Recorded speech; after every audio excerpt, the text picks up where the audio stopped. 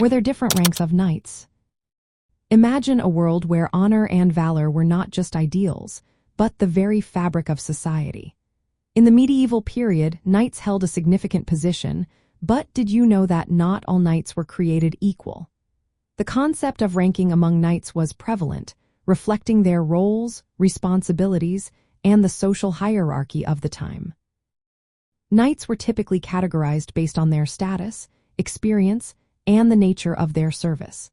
At the top of the hierarchy were the noble knights, often referred to as knights banneret.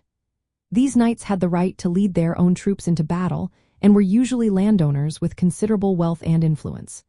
They were often granted their knighthood by a monarch or a lord, and their status came with both privileges and obligations.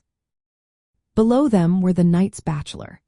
These knights did not have the same level of authority or land ownership as knights banneret.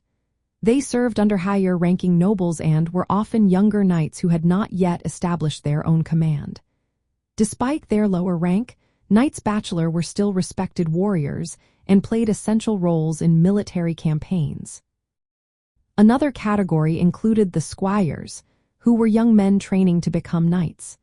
Squires served knights and learned the skills of combat, chivalry, and court etiquette. This was a vital step in the journey to knighthood, as it prepared them for the responsibilities they would eventually assume. In addition to these ranks, there were also orders of knights, such as the Knights Templar and the Knights Hospitaller.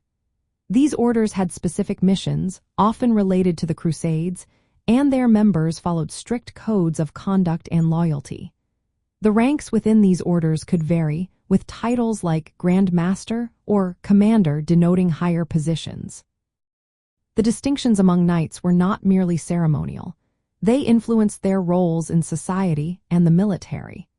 Each rank came with its own expectations and duties, shaping the way they interacted with one another and their lords. Understanding these ranks gives us a clearer picture of the social structure of the medieval world and the importance of knighthood in that era. So, as we reflected on the question of whether there were different ranks of knights, it becomes evident that the answer is a resounding yes.